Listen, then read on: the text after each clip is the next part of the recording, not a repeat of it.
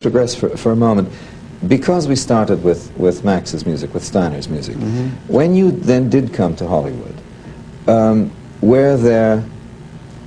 what was the percentage of, let's say, really educated school musicians versus people who wrote very effective tunes like Max Steiner? Well, I would say 5% against 95%. Which way? The 5% musicians who wrote anything, other things than film music, and 95% the specialists, the Hollywood composers who wanted to make a living with it. But you see, Hollywood composer is now one of the worst pejoratives known in the music world. Yeah. So what I want to know is, in those days, before the now enormous nostalgia about film music, before the advent of LPs with, you know, with every film in the world now you can get the score to, but before all that, what qualified a man to be a specialist in films? Where did they come from? Well, mostly from Broadway. You know, when Hollywood started to have music, which goes to 1925 or 26, they needed the musicians, naturally. There were no musicians because no music was needed in Hollywood. And they got it from the silent film theaters, the musical directors.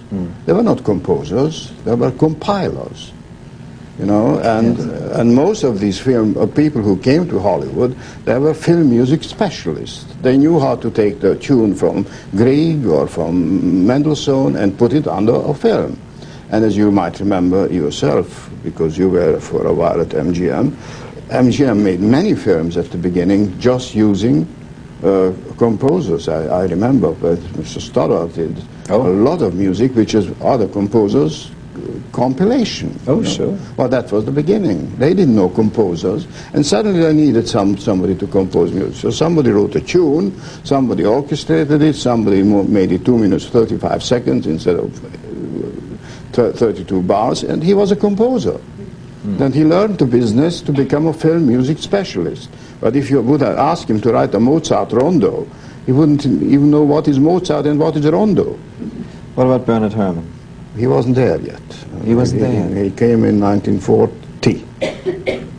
Well, actually, I was including that kind of era already. Well, Bernard Herrmann was an outstanding composer, but he was not a film specialist. He wrote... No, well, I'm saying. Yeah. No, I know that. I mean, Bernard wrote, what, an opera, Wuthering Heights, and a symphony. He wrote a symphony, he wrote a cantata.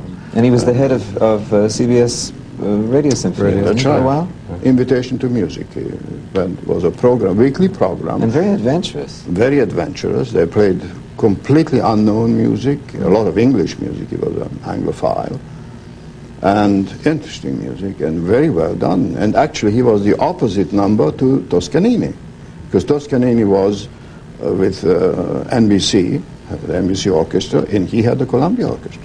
I never even thought of that juxtaposition. That's right. That's right. I remember Benny as being, first of all, a superb film composer, and also, I think, probably, pound for pound, the most eccentric human being I've ever met. Yes. You know. Yes. Yes. I remember once, I mean, this has no bearing on anything, but he used to be very adventuresome in his choice of instrumentation for a film. He didn't believe in using the standard orchestra. And I remember once, this was in the days when I was there, he did a science fiction film called The Day the Earth Stood Still. And I went on the scoring stage just to visit, and he had 2 electronic pianos, an electric organ, an electric guitar, an electric bass, 2 electric violins, and some electronically amplified woodwinds. And that's it. And they were making the most unearthly noise. And it was a very cold day, so I went to the prop department and I brought him back an electric blanket. And he didn't, he didn't think it was in the least funny. He started screaming at me and berating me.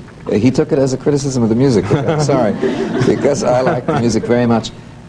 He wrote one score, which has become a cult score to a cult film, which does not make either the music or the film any less valid. He wrote it for just strings, and that was the score to Alfred Hitchcock's scariest film, Psycho. And I think it was Benny's music that helped make showers passé after that film came out for a while. So why don't we pause for a moment and hear a few minutes of Bernard Herrmann's music from Psycho.